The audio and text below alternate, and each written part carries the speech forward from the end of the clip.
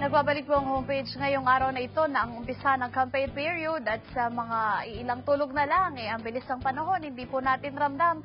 Andyan na pala ang election day.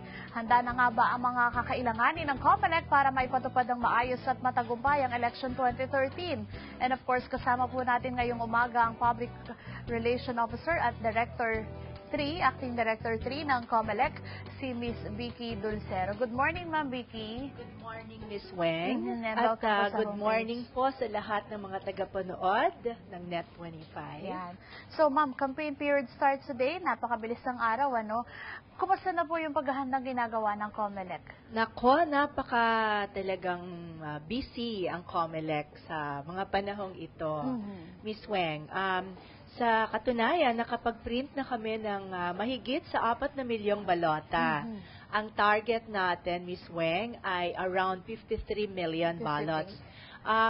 We have 52 million registered voters, and we are also printing a little more than 1 million to take account for the requirements ng final testing and sealing natin. Yeah. Ma'am, are we on track? Hindi ba medyo na-delay, parang may mga ilang naging problema kasi, pero we can still make it through dun sa target natin? Sa printing natin, we're very much on schedule kasi 78 days we're supposed to start February 4, and we did. And we're supposed to end on April 25 for the printing of the 53 million ballots. But as of yesterday morning, naka 4 million na tayo. At ang target natin, 1 million ballots per day. So Monday to Sunday, Miss Weng, ang printing ng balota. Ayun, Kayang-kaya. So 24/7. Yes, kayang-kaya. Yan. And speaking of, kasi di ba, automated na po tayo. And we're using PCOS machines, so yung precinct count, optical scan machine. So, ma'am, kasi marami pa din yung parang, although nasubukan na nila, pero yung sistema hindi pa rin gano'n nila nauunawaan. Tama yan. Lalo na sa first-time voters. So, I think may plano po ang COMELEC na magtayo ng mag-set up ng mga demo centers. Correct. In fact, we will be setting up in more than 12 areas all over the country, and in every city municipality in the National Capital Region, we're going to establish PCOS demo centers or demonstration centers. At doon, ang mga tao ay maaaring dumayo upang masubukan nila paano sila boboto gamit ang ating PCOS machine. So, ma'am, have you identified yung mga possible areas na pwedeng ilagay itong mga demo centers na to? Yes. Sa National Capital Region, as I said, lahat ng cities at municipalities. Ganun din sa iba't ibang regional centers natin sa buong bansa. Meron pa nga sa Miss Weng, maglalagay rin din tayo dyan sa Autonomous Region in Muslim Mindanao. At mga 4 na area sa Mindanao. Ganun din sa Luzon at saka sa Visayas. From the same process dun sa 2010 automated election yung gagawin natin, or may bago for this year? Nakita kasi natin nung 2010 na Miss Weng, nagkaroon ng bottleneck, ng long queuing ng mga botante. Ngayon, ang atin pong voting hours ay ganun pa rin. 7 o'clock in the morning hanggang 7 ng gabi. At pinapayuhan natin ang mga botante, Miss Weng, not to go all of them at 7 o'clock. Oo. Kasi yung iba mahilig mag-rush last minute. Correct. So, pwede pong spread out natin. Pwede tayong pumunta ng alas 7, alas 11, ayan, medyo thinned out na yung ating mga tao sa presinto. At siguro mga 3 o'clock para wag naman tayong pumunta ng 6 o'clock. So, Miss Weng? maghahabulan na tayo at Maghahabol mahaba ng pila. Pero, ma'am, nabawasan ba yung time na i-consume natin for the election? Base dun sa mock elections na isinagawa, mas naging mabilis ba? Ngayon, mas mabilis kasi may isang proseso na hindi natin gagawin para hindi nagki-criss-crossing ang mga botante sa loob ng presinto. Hindi na sila magta-thumb mark. Okay. So, ang gagawin na lang natin, bago sila bigyan ng balota, Miss Weng, sila ay pipirma. I-attach nila yung signature nila sa ating Election Day Computerized Voters List. At pagkatapos noon, pagkatapos ma-verify ang kanilang identity, bibigyan na sila ng ballot na authenticate ng ating BEI chairman. At fill upan na nila yan, at dediretso na sila sa PICOS machine, at sila mismo ang magpapasok o magsusubo ng balota nila sa PICOS. Pagkatapos noon, lalagyan na sila ng indelible ink. Lalabas na sila sa presinto. So, pero ma'am, for this election, wala pa rin ho ba tayong receipt na parang copy ng botante na ito yung mga ibinoto mo? Na wala pa rin, Ms. Weng. I think this is a policy ng ating komisyon na hindi ibigay although ang PICOS ay capable maglabas ng ganyang resibo. Pero sa taong ito, sa eleksyong ito, hindi pa rin dinesisyonan na gamitin ito dahil nga sa mga pangamba na ito'y maaaring magamit sa vote buying at vote selling. Okay. So aside from yung paghahanda natin sa mga makina, sa mga balota, ano po yung isang biggest task na kinakaharap po ng COMELEC na parang challenging sa inyo ngayon? Ngayon, syempre, voter education is one challenge. We have 52 million registered voters na kailangan nating bigyan ng impormasyon at nagpapasalamat kami, Ms. Weng, sa media.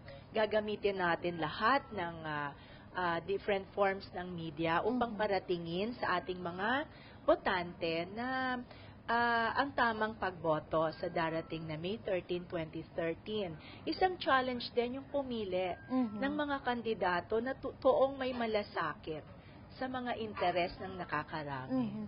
Pero ma'am, kasi sabi nga napakaraming trabaho ng COMELEC, and your personnel is just enough. So, merong mga bagay na parang mahirap para sa inyo na bantayan. So, paano yung monitoring, lalo na dun sa mga magva-violate po, dun sa mga campaign rules natin? Ganito yan, Ms. Weng. Kakailan lamang po si chairman at ang ating mga commissioners, inalis na yung filing fee ng mga pagrereklamo ng paglabag sa campaign rules, hindi ba? Ngayon po, maaari na pong ang mga mamamayan ay dumulog upang ireklamo ang mga kandidato natin na hindi sumusunod sa mga alituntunin ng tamang pangangampanya. Katulad nga ng sabi po natin, today is the start of the campaign period for the national positions at sa March 30 naman, ito ang simula naman ng campaign period para sa local officials. Pero ma'am, ano yung mga do's and don'ts ng mga kandidato sa pagsisimula ng campaign period, lalo na national level? May dalawang napaka-importanting tandaan.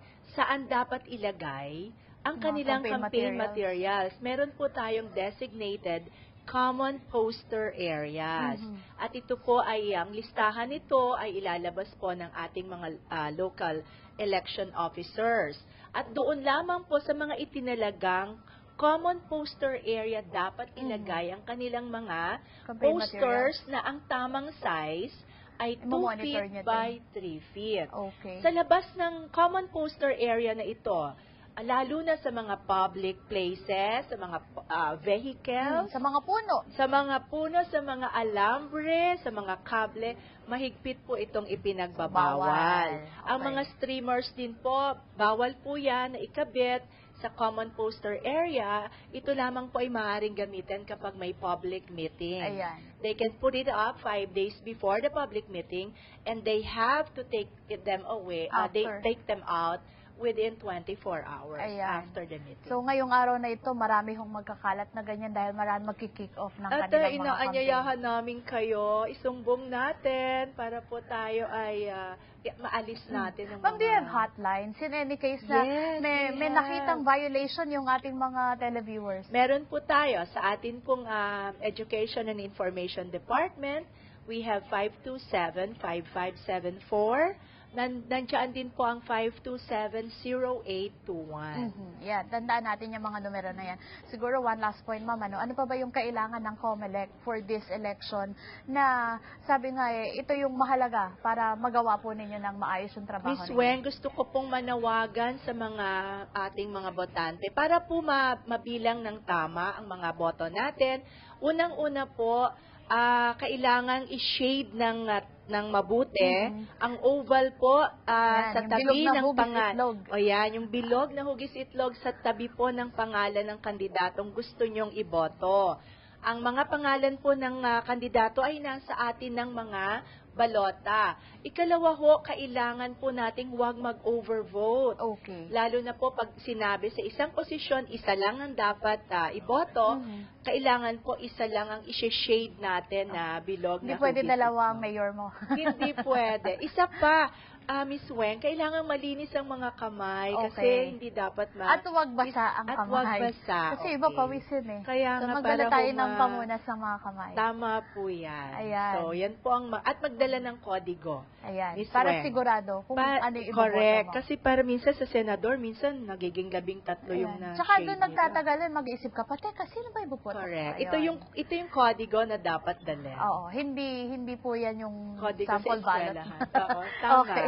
So, thank you so much po. Maraming salamat, Miss Weng. It's Ayan. our pleasure to be your guest. And of course, we will here. continue to invite COMELEC in any case kasi magkakaroon pa ho kayo ng mga awareness campaign, Yes. di ba? At bukas po ang pinto namin for all of your invitations. Ayan, homepage is in support of the COMELEC po. Kami Ayan. din po. Sa mga ka-homepage natin, hindi lang mga PICOS machines ang kailangan para magawa ng tama ang darating na eleksyon. Ngayon, alam na natin ng ilan pa mga pangunahing gagamitin, lalo na sa darating na halalan.